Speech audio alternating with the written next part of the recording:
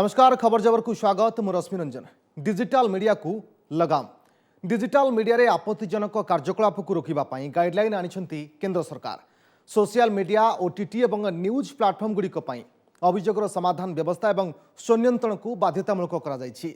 ता सहित देश बाहर ऑपरेट करुथिबा सोशल मीडिया कंपनी माने एणिकी भारत रे ऑफिस खोलिबा सहित 24 घंटा जोगाजोग रे रहिबा भली अधिकारी को मध्य नियुक्ति देबे। केवल एतिक नुहे सोशल मीडिया रे मिथ्या बा आपत्तिजनक मेसेज छाड़ुथिबा असाधु व्यक्ति को मध्य साबार करिबा पई एथिरे व्यवस्था रहिछि। कारण आगो को एभली खबर छाड़िथिबा मूल व्यक्ति परिचय आउ गोपन रखा जीवनी। डिजिटल मीडिया रे अंकुश लगाइबाकू गाइडलाइंस सोशल मीडिया एवं ओटीटी प्लाटफॉर्म रे आपत्तिजनक एवं अपराधिक कार्यकलाप रोकिबा पई आसीछि आचार संहिता बा एथिक्स कोड। व्यवहारकारी और पीड़ितों आपत्ति अभियोग निवारण पई ठोस व्यवस्था करने सोशल मीडिया संस्था को निर्देश दिया जाइछि। जेउथिरे दर्शा जाइछि एही संस्था माने आपत्ति ग्रहण और समाधान पई जने ग्रीवेंस ऑफिसर नियुक्त करिवे एवं तांकर ना और जोगाजोग विवरणी प्रकाश करिवे। ग्रीवेंस ऑफिसर 24 घंटा भितरे अभियोग को ग्रहण करिवे और 15 दिन मध्यरे समाधान करिवे। कौनसी व्यक्ति अश्लीलपूर्ण किंबा आंशिक उल्लंघन सहवास अथवा नकली फोटो बा वीडियो संपर्क में अभियोग आसिले 24 घंटा भितरे ताकू डिलीट करबाकू हेबो। विपुल संख्यार व्यवहृत सोशल मीडिया प्लाटफॉर्म गुड़ी को किछि अतिरिक्त नियम मानिबाकू पड़िबो। नियम अनुपालन को सुनिश्चित करबा लागि जने चीफ कंप्लायंस ऑफिसर सरकारी संस्था सहित दैनिक 24 घंटा जोगाजोग रखिया पई नोडाल कंटाक्ट पर्सन अभियोग ग्रहण पई रेसिडेंट ग्रीवेंस ऑफिसर नियुक्त करिवे एवं एमाने सब भारत रे रही कार्य करिवे। अभियोग और पदक्षेप संपर्क में मासिक कंप्लायंस रिपोर्ट प्रकाश करिवे। देशर अखंडता सार्वभौमत्व और सुरक्षा वैदेशिक संपर्क आईन श्रृंखला संपर्कित किंबा 5 वर्ष बा तदूर्ध अधिक जेल दंड व्यवस्था थिबा अपराध संपर्कित सूचना को प्रथमे सोशल मीडिया रे छाड़िथिबा मूल व्यक्ति परिचय चिन्हट पई व्यवस्था करिवे। कौनसी व्यक्ति पोस्ट को सोशल मीडिया संस्था पक्षरु डिलीट करबा पूर्वरु तांकु उचित कारण सहित पदक्षेप संपर्क में अवगत करने पड़िबो। आसंता 3 मास भितरे एही सबु नियम कार्यकारी हेबो बोली कहिसंती केंद्र मंत्री रविशंकर प्रसाद। It is very important that the social media users running into crores should also be given a proper forum for resolution of their grievances within a time-bound manner against the abuse and misuse of social media. ये हमारा एक बहुत बड़ा इसका focus है कि we are empowering the ordinary users of social media in this process.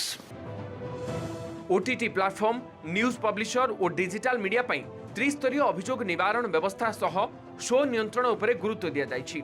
OTT platform निज video को दर्शकों बयस अनुसार 5टी वर्ग रे विभक्त करिवे। सेगुड़िक होउछि यूनिवर्सल बा यू 7, 13 और 16 वर्षरू अधिक वयस्कों पई यूए एवं प्राप्त वयस्कों पई ए। एथिसह 13 और तदूर्ध वयस्कों पई उद्दिष्ट कंटेंट पई पैरेंटल लॉक एवं ए श्रेणी वीडियो लगी बयस जांच व्यवस्था रहिबो। For OTT and digital news media, both will have to disclose their details from where they publish, how they publish, how much is this spread, anything. So that disclosure will come. That is first, information. Digital media माने press council of India रो सांबादिक आचार संहिता एवं cable television networks regulation act अधीनस्थ program code पालन करिवे।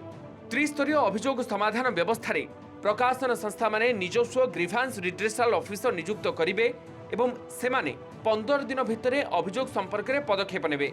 15 दिन रे समाधान होई नथिबा अभियोगर शुणाणी पई एक बा एकाधिक कमिटी गठन कराजिबो। सेथिरे सर्वाधिक 6 जन सदस्य रहिबे एवं जने सुप्रीमकोर्ट बा हाईकोर्ट रो अवसरप्राप्त जज अथवा जने विशिष्ट व्यक्ति यार मुख्य रहिबे। तृतीय स्तर रे सूचना और प्रसारण मंत्रालय पक्षरु एथिपाई एक आंत विभागीय कमिटी गठित हेबो। Bureau report OTV. केतेबेले गुजब प्रचार तो केतेबेले विभ्रांतिकर तथ्य तो आउ केतेबेले हिंसा उद्रेककारी पोस्ट पूर्व निरंकुश भाव में कार्य करुथिबारु विभिन्न समय सामना को आसीछि सोशल मीडिया दुरुपयोग। केन्द्रर ए गाइडलाइन को सबु स्तर में स्वागत करा जायथिबा बेले आगु के स्थिति रे केते सुधार आनुछि ता उपरे समस्तक नजर।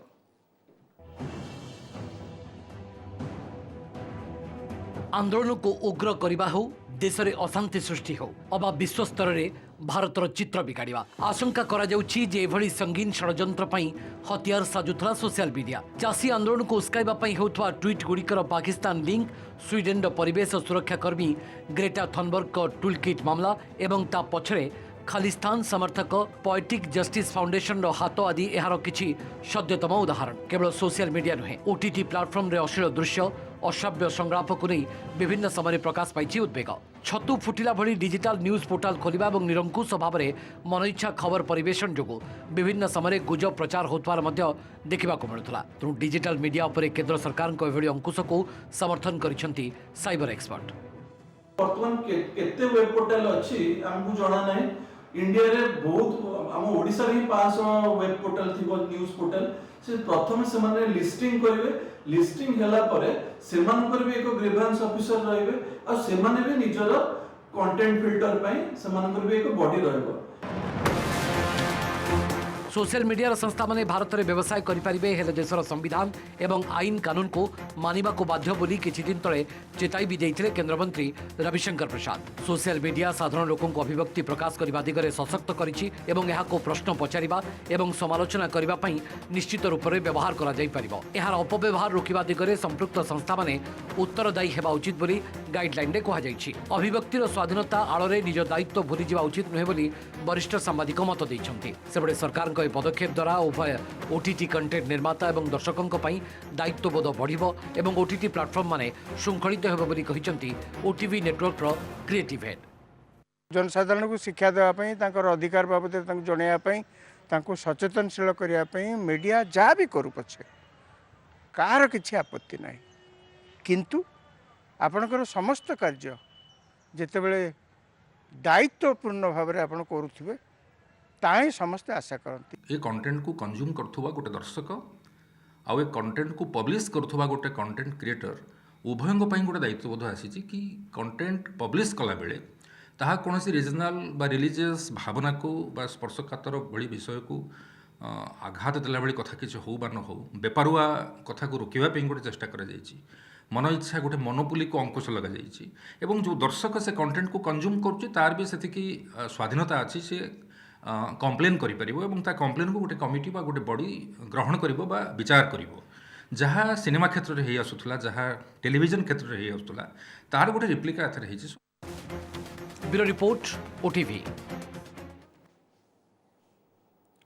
कोरोनार कड़ लेउटाणी को नहीं बढ़िलाणी छनका देश में दैनिक नुआ संक्रमण पुणी 70,000 पाखापाखि छुईवा बसिथिबा बेले गत 24 घंटे 138 जनकर प्राणहानि घटी सेबडे आउ कई दिन पर आरंभ होगा जाउछि कोरोना टीकाकरण द्वितीय पर्याय।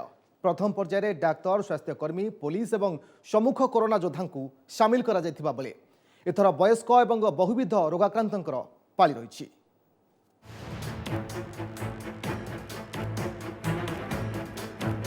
स्वास्थ्यकर्मी और सम्मुख कोरोना योद्धा पर वयस्कों पाली मार्च पहिलारू देश में आरंभ होब द्वितीय पर्याय कोरोना टीकाकरण अभियान।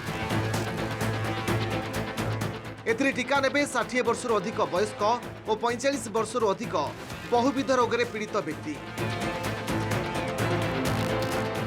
एही पर्याय प्राय 27 कोटी लोकों को टीका दियाजिबाकू लक्ष्य रही। सेमानक मध्यरु 60 वर्षर अधिक वयस्कों संख्या प्राय 10 कोटी हेबो बोली आकलन करिसेंती सरकार। केवल एतिक नुहे प्रथम थर पई टीकाकरण कार्यक्रम रे घरोई हॉस्पिटल को सामिल करा जिवो। एथिपाई 20,000 टी घरोई हॉस्पिटल चिन्हट होईछि। सरकारी हॉस्पिटल रे मागणा रे टीका मिलिबाकू थिबा बेले घरोई हॉस्पिटल रे टंका देई टीका नै हबो। तेबे घरोई हॉस्पिटल रे कोविड टीकार मूल्य केते रहिबो टीका नेबा पई कोन शर्त रहिबो से नै स्पष्ट करि नाहंती केंद्र सरकार। टीकार अनुमानिक मूल्य प्राय 300 टंका रहि पारे बोली जातीय गणमाध्यम रे चर्चा होतिबा बेले केंद्र मंत्री प्रकाश जावड़ेकर कहिसंती टीकार मूल्य निर्धारण पई 3 रु 4 दिन लागिबो।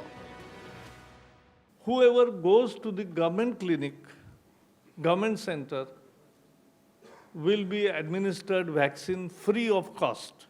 Those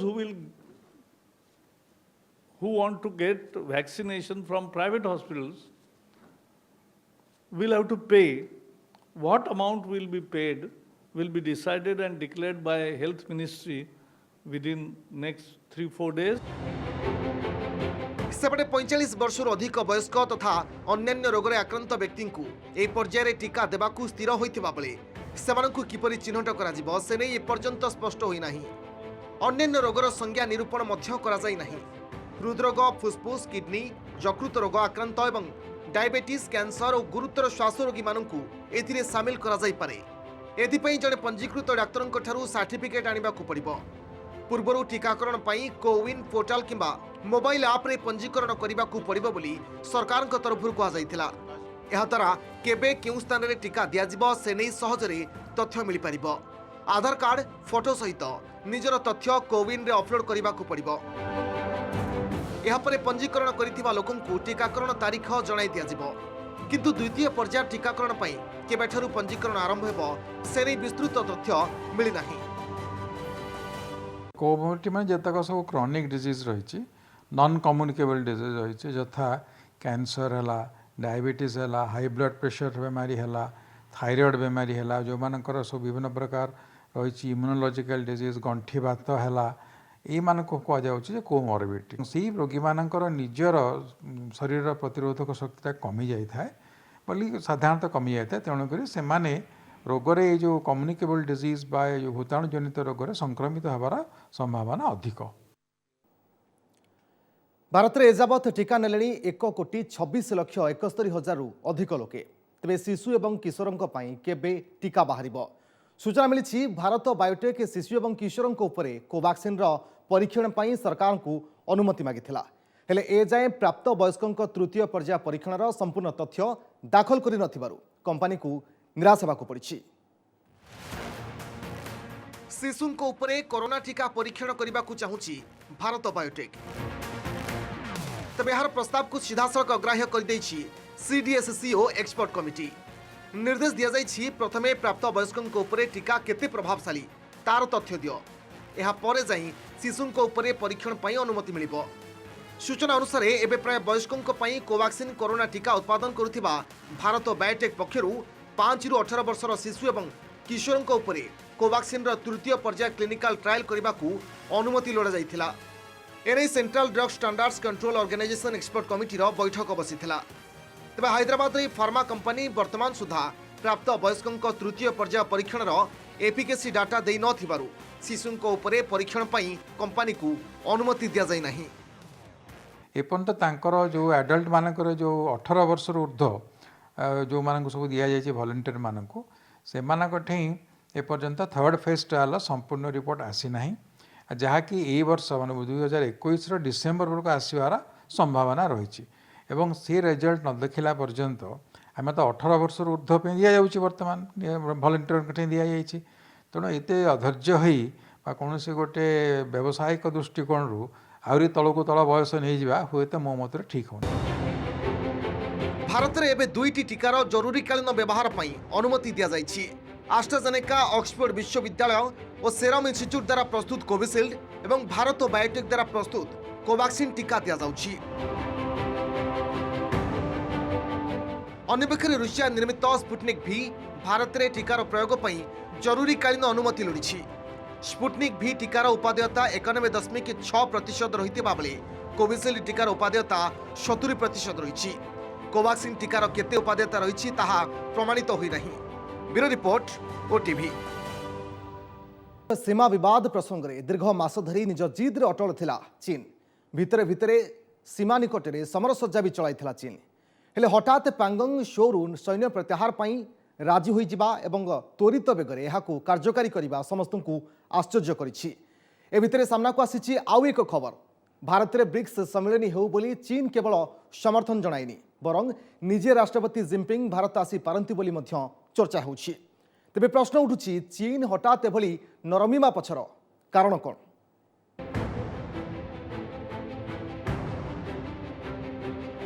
भारत आसी पारंती चीन राष्ट्रपति सी जिनपिंग। चलित वर्ष द्वितीयार्धरे अनुष्ठित होबाकु थिबा ब्रिक्स सम्मेलन में जोग देबाकु जिनपिंग भारत आसिबे बोली सूचना मिली। रूसिया, चीन, भारत और ब्राजिल को नहीं ब्रिक्स सम्मेलन चलित वर्ष भारत में आयोजन हो बोली चीन समर्थन करिछि। एपरिक राष्ट्रपति सी जिनपिंग एथिलागी भारत गस्तर आसबाकु राजी थिबा सूचना मिली। सीमा विवाद को पछरे पकाई भारत सह संपर्क सुधारिबा लागि चीन आग्रही थिबा संकेत दैछि। चीन वैदेशिक विभाग मुखपात्र वांग वेनबिन कहते चीन ब्रिक्स को सबुबले गुरुत्व दे आसिछि। संगठन सदस्य राष्ट्रों मध्य निबिड़ आर्थिक और राजनीतिक और मानविक सहयोग रहिबा उपरे मध्य बेजिंग गुरुत्व देइथाय। भारत सह सीमा विवाद दृष्टि ब्रिक्स सम्मेलन भविष्य को नहीं एक प्रश्नर उत्तर में यह कहते चीन वैदेशिक विभाग मुखपात्र। तेज दीर्घ 10 मास है भारत सह मुहांमुही छिड़ा होता चीन कौन हठात मत परिवर्तन। क्वाड संगठन माध्यम अमेरिका भारत को पक्षभुक्त कर बेजिंग को चेकमेट देवा प्रयास जारी रखि छानिया होनी तो बेजिंग कारण पड़ोशी भल संपर्क न रखिले तार परिणाम कौन है सी जिनपिंग प्रशासन हुए तो ताहा बुझा आरंभ करे। तेणु दक्षिण एशिया अमेरिकार प्रभाव को प्रतिहत करने और राजनीतिक संतुलन बजाय रखा लगी बेजिंग भारत सह तिक्त संपर्क में सुधार आने को प्रयास करुवा कहुछि।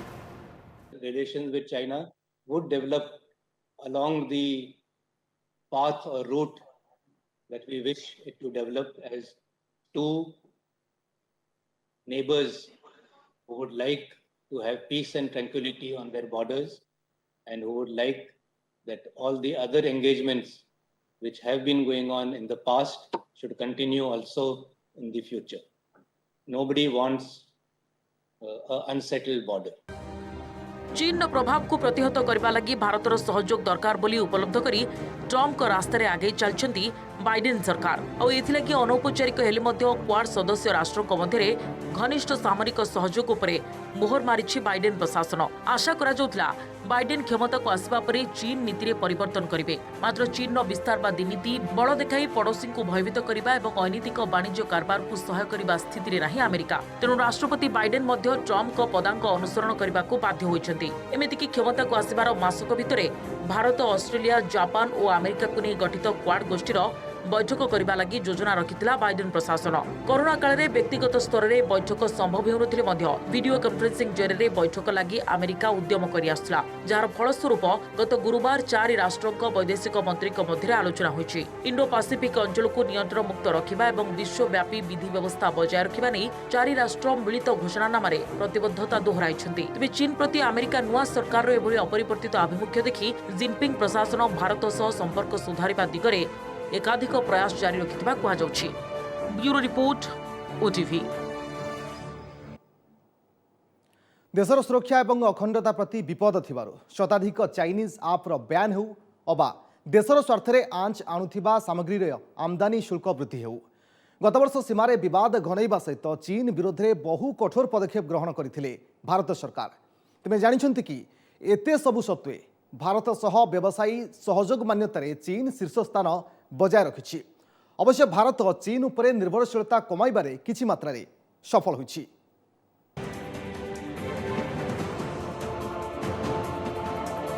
सीमारे रक्ताक्त संघर्ष और शताधिक चाइनीज आप को केंद्र सरकार ब्यान करने सत्वे 2020 रे भी चीन भारतर 1 नंबर व्यावसायिक सहयोगी मान्यता बजाय रखिछि। सी जिनपिंग प्रशासन विस्तारवादी नीति को विरोध करने को जाई भारत में चीन पुंजीनिवेश को रोकवा लगी अनेक पदक्षेप नहीं केंद्र सरकार। सेपरी देशर स्वार्थरे आंच आणुथिबा अनेक सामग्री उपरे आमदानी शुल्क बढ़ाइबा सह शताधिक चाइनीज आप को ब्यान करा जायछि। मात्र कोरोना काल में आवश्यक होतिबा अन्य सामग्री आमदानी को रोकी पार नाहंती केंद्र सरकार। सेपरी भारी जंत्रपाति, टेलिकम उपकरण एवं घरोई सामग्री आमदानी पूर्व भली बलवत्तर रही। फलस्वरूप चीन सह व्यवसाय ह्रास उद्यम को विशेष सफलता मिलनाही।